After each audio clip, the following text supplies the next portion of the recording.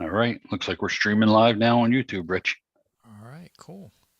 Hello and welcome to this edition of Phillies Talk. It's Phillies Talk podcast for March 14th, 2022. And I'm joined by my good friend and Phillies expert, Mr. Matt Veazey. How are you, Matt? Hey, Rich. How are you? Good Uh, afternoon. Good afternoon. And we're closing in on one of our favorite holidays on the calendar. A couple days here. I see you got your St. Patty's Day logo on. That's Uh, correct. St. Patrick's Day, and what a nice time we got baseball back as well. It's a beautiful thing, Rich. Sprung forward this past weekend and got St. Patty's Day coming up later this week. So had the parade yesterday. Unfortunately, I it was canceled the last 2 years due to COVID. And so this now makes 3 straight years that I missed it after. I mean, I don't think I missed the St. Patty's Day parade for 30 years, but I missed it this year because unfortunately I had a family funeral that I had to attend yesterday. But we'll plenty of time to get into St. Patrick's Day spirit. Very good. I'm sorry to hear about your relative. Very Thank you sorry very for much. that. Appreciate that. And yeah, the Phillies are down in Clearwater. And the last time we spoke, there was still a lockout, a work stoppage type of thing going on. But that's been solved. And we have just a couple things we'll talk about with that. Um, some new regulations coming into effect for 2022, a pitch clock, the DH in the National League, and 12 teams in the playoffs. So that's a few of the highlights that'll change in 2022, but it's just so good to have baseball back. That's true. And you're going to see at the minor league level some, they're not experimental, I don't believe, or I think Major League Baseball is calling them experimental at this point, but I believe that their intention, as long as everything works out, is to install them as new rules for next year. And that is the addition of larger bases. The sizes of first, second, and third base are going to be increased from 15 square inches to 18 square inches. That's going to come at all full season affiliates this year. They claim that'll be to reduce player injuries. Also, defensive positioning. The if you want, people consider this the outlawing of the shift. It won't be a triple A, but at double A, high, and low A's this year, the defensive team has to have a minimum of 4 players on the infield, and at least 2 infielders have to be completely on either side of second base. So they, the way that they politically correct term it is so that they can increase infielders showcases of their athleticism, but also it's to restore a more traditional set of aesthetics and outcomes on batted balls per MLB. There's going to be at select games in AAA and low A this ABS technology used to call balls and strikes. It's the automated ball strike call. So that's going to be very experimental, I believe. But the larger bases and the outlawing of the shift, if you will, the defensive positioning rules, those are things that MLB is seriously looking at bringing to the major league level next year, as soon as next year. So it'll be interesting to watch how that develops in the minor leagues this year. Yeah, a lot of changes, a lot of getting used to, I guess, for the umpires and the players. Interesting the way that this all just got passed, and we're having a few days of quote unquote spring training where the players will get ready, but games are starting up on Friday, March 18th already. The Phillies taking on the Tigers. They'll have a couple weeks to get ready for an April 7th opening day across baseball, and you got to wonder, you got to worry about the players with injury. I'm sure they probably kept up around the house with their training and things like that, but it's not really like that training that they're used to when they go down to spring training and have a good 2 weeks before they start playing games. Usually, maybe sometimes even a little bit more. That's in my mind about injuries with players getting started too soon, so to speak. So we'll have to see about that. Yeah, you never know until the players actually have to, because they didn't have any, they weren't allowed to have any contact, at least official contact with their team. So the reporting dates weren't until yesterday. So you really don't know until the players get in there and start communicating with the teams again, show up.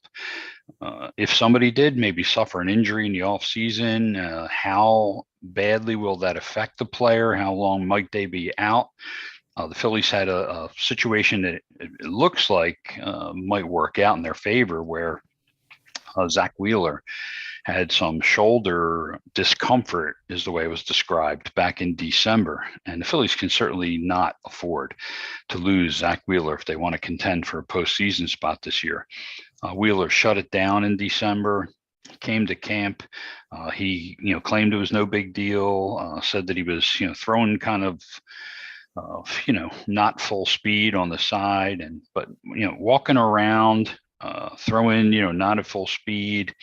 Those don't really tell you anything until you get on the mound.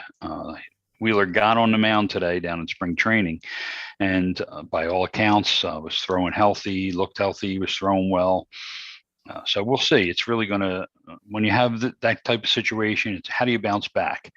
So over the next day or two, as long as he recovers well and he's able to, go out there again in a few days and take his next turn throwing off a mound, should be all clear, and he should be ready to go during that first series. You might see, depending on the weather, they may base their decisions on who pitches where Wheeler's concerned on the weather. You don't want maybe a guy to go with a problem like, a potential problem like that in freezing cold weather, for instance. So maybe they'll pick, a nice warm afternoon, and start him in that game. But you could see Aaron Nola get the opening day nod because of that. So we still have 3 weeks. We'll see how it plays out. But today's performance and appearance on the mound by Zach Wheeler in spring training sets my mind a little bit at ease, but it'll be more at ease if he bounces back, over the next couple of days and is able to take his next turn. Yeah, we'll have to keep an eye on that. And another story coming out of spring training is Joe Girardi. He's already on his third year of the contract. He's got a team option for 2023. But so far, he says he's not worried about an extension with the Phillies. But you have to keep it in the back of your mind. If the Phillies are mediocre again this year, does Joe Girardi get a chance for another year with the Phillies? To me, it's a non-issue at this point, Rich. Like you said, he's got under contract for this year. He's got that, option for next year. It's already, the contract is already there. It's just a question of either renewing it or extending it. I think a lot of it will depend on how the team performs this year, how they respond to him. If, guys stay healthy and the team's responding and Girardi looks good and the relationship's good with upper management, then I think at some point during the year, it wouldn't surprise me to see him even get extended. If it's kind of a back and forth iffy kind of thing, maybe they'll just pick up the option for next year without an extension and let him go into next year, see how things go. If things completely collapse and fall apart, which none of us, of course, hopes happens, then you might see a change, at some point this year. Anything could happen, or certainly maybe the contract option not picked up. So, we'll see what happens. But I think it's a non-issue at this point. Girardi was saying it's a non-issue. He's just getting ready for the 2022 season. Yeah, and it seems like his 3 years have gone past so fast with the COVID situations that we've been through with his tenure here with the Phillies, and we're already on the third year. So time is flying, as so to speak. And this story was available for our last podcast. I think I forgot to bring it up, but the Phillies play-by-play radio announcers have been announced for the road. And surprise, surprise, we've got 4 people going to be calling road games along with Scott Fransky next season, or this upcoming season, rather. And the names are Michael Bourne, Chad Durbin, Eric Kratz, and Kevin Stocker. So that's a well-rounded Phillies alumni there ready to call some games for the Phils. Yeah, it looks like Larry Anderson will be back with Fransky on home games, at least most home games. I'm sure he'll be taking some, each of them will probably be taking a game off once in a while, but it'll be nice to have Fransky in LA back doing the home games, and then on the road. I'm wondering if that's a audition. They have what, 4 or 5 guys there. I know Stocker has previous broadcasting experience. I'm not sure about the other guys. I haven't heard that any of the other ones have much broadcasting experience. So if it is an audition for the future, then I would probably put Stocker in the lead. But a lot of it's going to depend on how well they mesh with Fransky. Fan response will probably have a little to do with it. So we'll see how it plays out. But Fransky's still back doing the play-by-play, which is a good thing. He's an outstanding play-by-play guy, and we're lucky to have him following in the shoes of the great Harry Kalas. Yes, indeed. Greg Murphy back with the Phillies broadcast team. I think he'll be doing the pre and post game shows as well. So it's good to hear his Good name. to have Murph back. Yep. Yeah, good to hear him coming back as well. So it'll be interesting in the radio booth, and as usual with the television booth, we always get surprises there. And this year, I think I heard that they'll be traveling, so the games won't be called from Philadelphia anymore. They'll be on the road with the teams.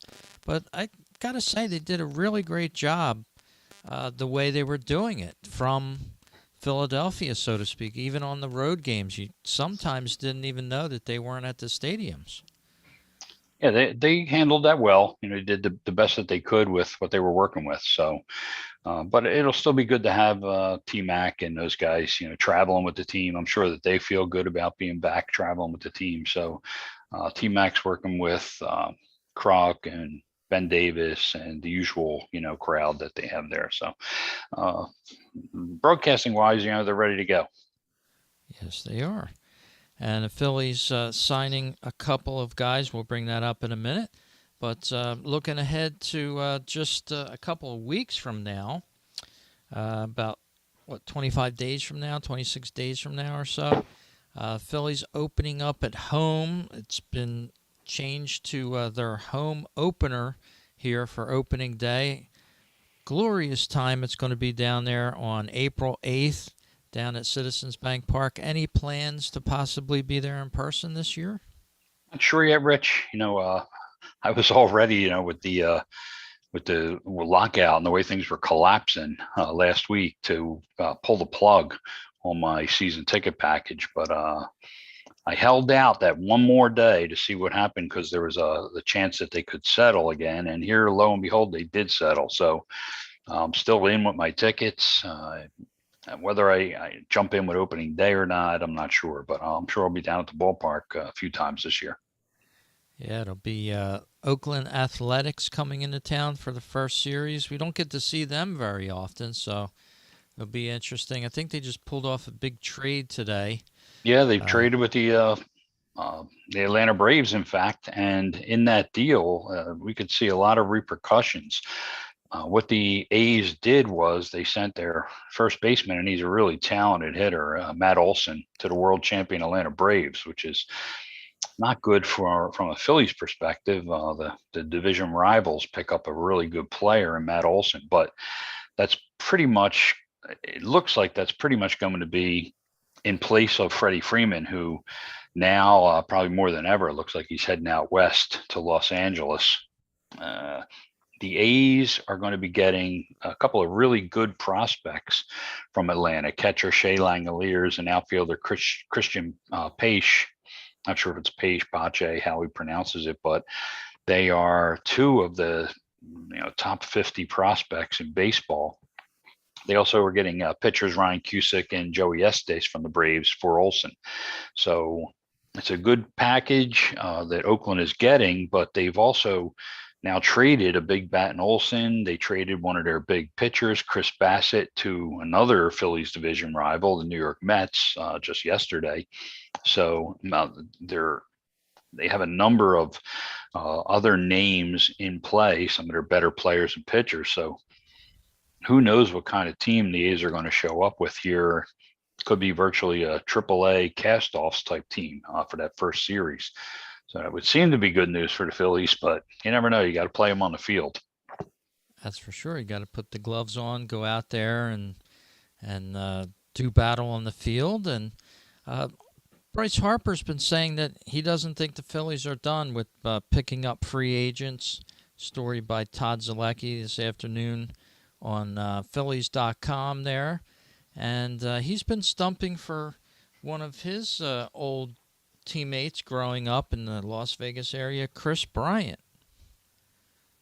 So that's been, a hot name, and that's far and away, if you follow things on social media, that's Phillies fans, favorite pickup or hopeful or perspective, if you will, pickup would be Chris Bryant. Bryant would do a lot of things for them. He fits a real need. I mean, they're looking at left field, third base.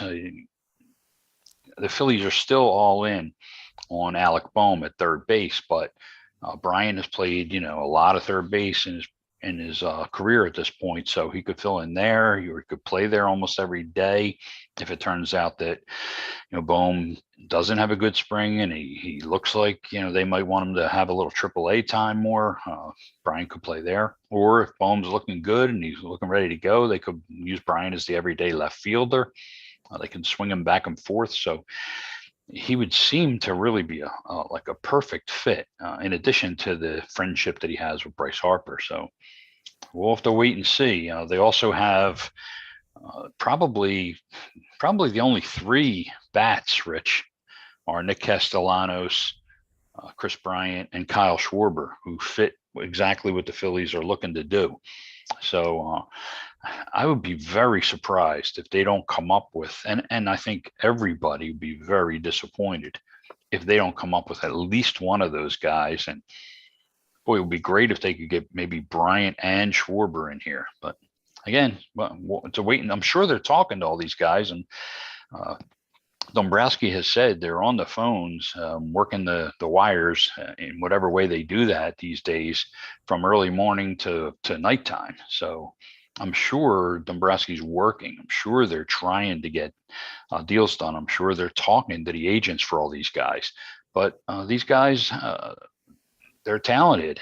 They bring something to the table, and there are multiple teams looking at them. So while the Phillies definitely have interest, and I'm sure that Middleton's willing to spend the money that it'll take to bring in one or two of these guys, it's a two-way street. They have to sell the guys on coming here. They have to outbid other teams, and the player has to want to come here in the end. They may just want to go somewhere else. So we'll see what happens. Yeah, three good names there to possibly bring into the fold. And I just brought up on our YouTube feed here the opening schedule for the Phils. April 8th, opening day, 3:05. Then they play the A's for the weekend. And then the mighty Mets come into town for a 3-game series. Wow, have they bolstered themselves in the last couple days? Yeah, the Mets are going to be tough this year. And, I love what they did so far this offseason. Everything from the trade for Max Scherzer to the hiring of Buck Showalter as their manager. They've done a lot of things well. I just cannot imagine that that they'll get another struggling season out of that team. I think that you're going to see the Mets as a legitimate contender in the East this year. They almost had a tragedy yesterday. Their slugging first baseman, Pete Alonso, was in a car crash yesterday where their car completely flipped over and was wrecked, flipped 3 times. They had to kick out the windshield to escape. And if people want to take a look at the outcome of that, check out well, you know what? They can. I'm going to retweet it right now, so they can go to my account at Phillies Bell on Twitter and see the video that I just retweeted that has the aftermath of the Pete Alonso vehicle. It looks horrific, but he walked away, so he's very fortunate. The Mets are very fortunate there. Yeah, he was driving around in a Ford Super Duty, so I guess that helped matters. Those things are like tanks almost, but Yeah, when you look at that, you say, damn, like he said, you never know. You could be driving along 1 minute and then, trying to get out of a vehicle through the windshield the next. But certainly amazing. I think I read the story earlier today, and there was like sketchy reports of saying it was a minor accident, quote unquote, but certainly doesn't look at it when you Flip it look three at. times, Rich, and you look at that video, you can see the wreck. That is not a minor accident. Yeah, it's amazing the way he was okay. Thank goodness, got an angel watching over him for sure, and his wife was in the vehicle as well. So Phillies taking on the Mets looks like a good 6 times in the first month or so of the season. So we're going to see if those Mets have really bolstered themselves enough to put the Phillies away. And look at this. I just brought up the next month, May. They play the Mets the first week of May 4 times. So it's going to be, hopefully, the Phillies will be able to counter that Met team that they've assembled. And this is pretty much going to be one of the last years that we see this kind of unbalanced, if you will, schedule where you're playing the teams in your division a lot more frequently than other teams. Beginning next year, the schedule, the new CBA calls for the schedule to be where every team gets to play every other team in baseball at least once during the season. So you're going to see less games against division rivals, and you're going to get a chance to see every team in baseball play your team. So it'll be interesting to see how they work that out. But for this year, division rivals, we're going to see the Mets a lot. Mets, Braves, Marlins, Nationals. Yeah, and as you tweeted out earlier, uh, Mike Trout coming to Philadelphia this June 3, 4, and 5. It's a weekend series. That's going to be interesting to possibly get down to the ballpark and see Mike Trout play. Yeah, and Trout, who missed over 4 months of last season. I think his injury came in May, and then he was out for the whole rest of the season. But he looks good now. He's at camp with the Angels. He says that he's ready to go, completely healed. He's been running, working out, uh, baseball activities on the side. So it looks like Mike Trout's ready to return, which is good for the game, and it'll be good for Phillies fans to get down there and get a look at the hometown, if you will, boy. On the weekend, it's I believe first weekend in June. Is it, Rich? It's Yes. right around there. Yes. June 3, 4, and 5 at Citizens Bank Park, which is a weekend series. Going to be jammed, I'm sure. Going to be interesting to see Trout. Don't think I've ever seen him. Don't think I've ever been at the ballpark when he's played the Phillies. Well, you got a chance this year. Maybe I'll get the Sunday package. I'll have that part of the setup there.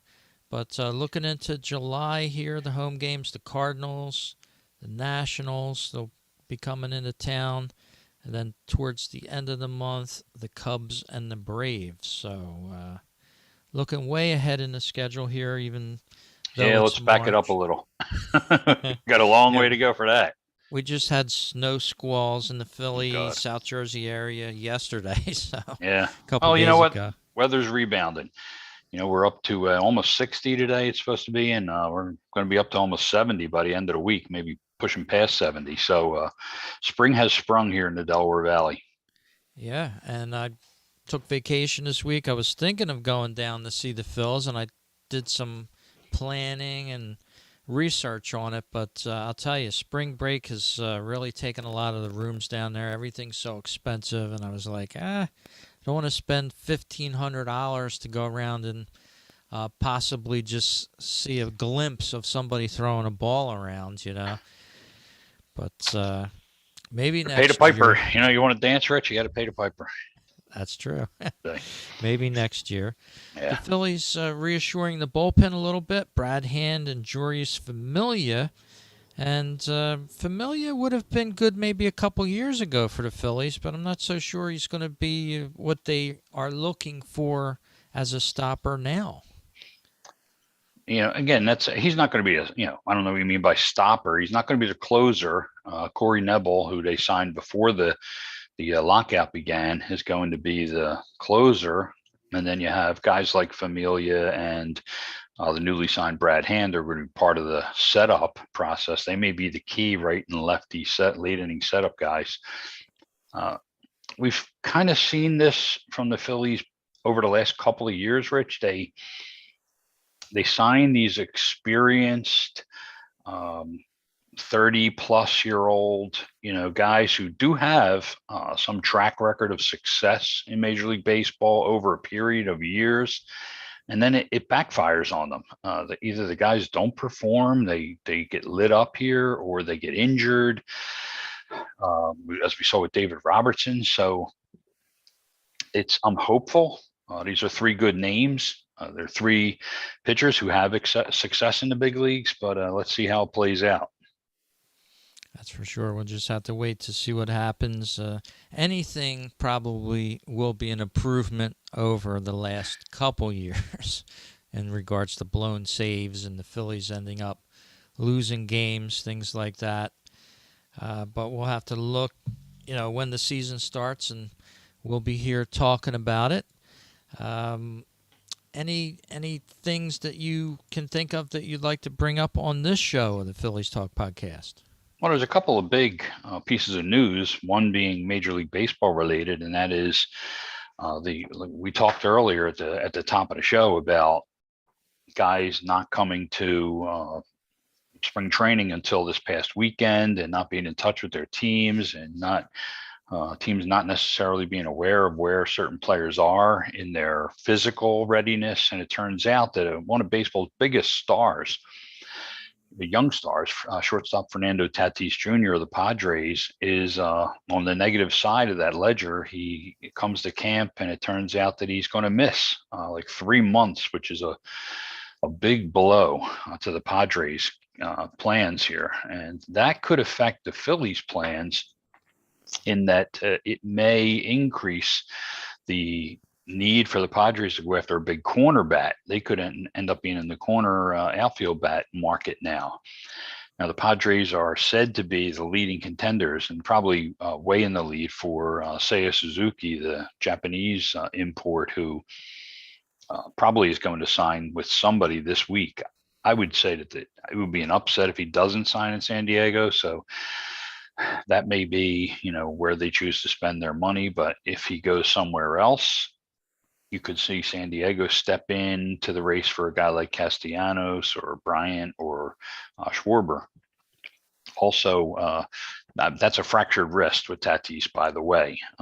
He could miss at least 3 months with that. So that's a huge blow. I mean, you look at a guy that hit 42 home runs. He was probably the biggest contender to Bryce Harper not winning the MVP last year. So, of course, Harper did win that, but Tatis was a legitimate MVP candidate. So that's a big development as far as Major League Baseball goes. As far as the Phillies go, a big development within the last 24 hours is the return of Odubel Herrera, and has not been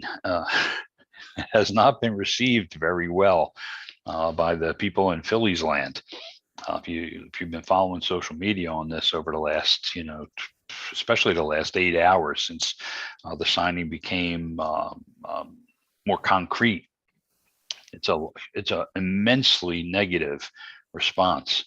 A lot of that having to do with the domestic violence charges against him and the incident that he was involved in a couple of years ago, and compounded by the fact, Rich, that he just wasn't very good here. Unfortunately, if you do a little bit of research, anybody wants to go out and look at it, there just is nobody available that is attractive in any way as far as free agent center fielders. And there isn't much on the market for free agent center fielders coming next year either. So if the Phillies want to resolve their long-standing center field issues, they're going to have to swing a trade, or they're going to have to develop somebody within the system. Are either first-round draft picks, who have been failures so far, Mickey Moniak or Adam Hazley, or either one of them still possibly the future. Center field for the Phillies, we'll see. But for now, Odubel Herrera's back. It looks like in the early going that he'll be the left side of a platoon with Luke Veerling, who came up and played really well last year as the right-handed side. That's the initial plan, but this is going to be. It's possible that this is a problem, for the Phillies at this point. So again, it's one of these wait and see deals.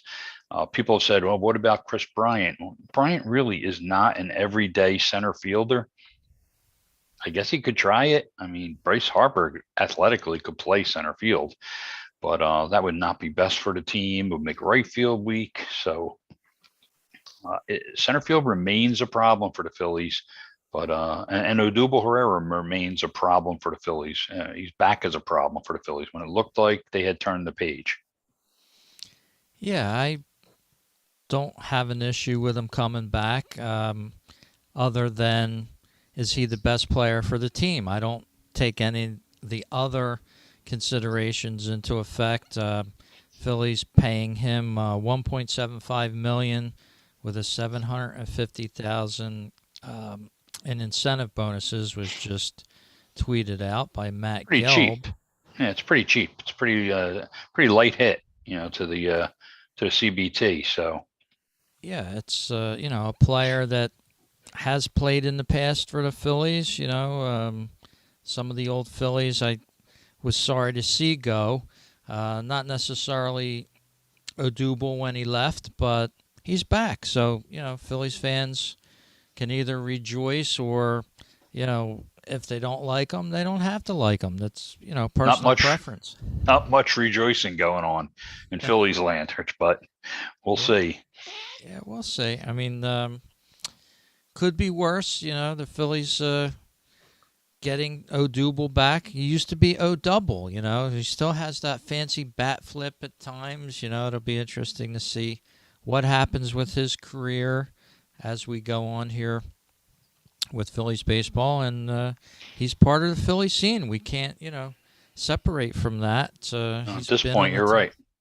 He's been on the team for a while, and evidently he's coming back for this year. So it'll be interesting to see that. I wish I could have gotten down to spring training again, but maybe next year. It's something that I've had on my list for a couple years now, and geez, just one time or another. How about some normalcy next year? Like what's next? The I don't know, bees Nothing. attacking. Yeah, killer bees. Yeah. I would, with the Belushi with the things going on there.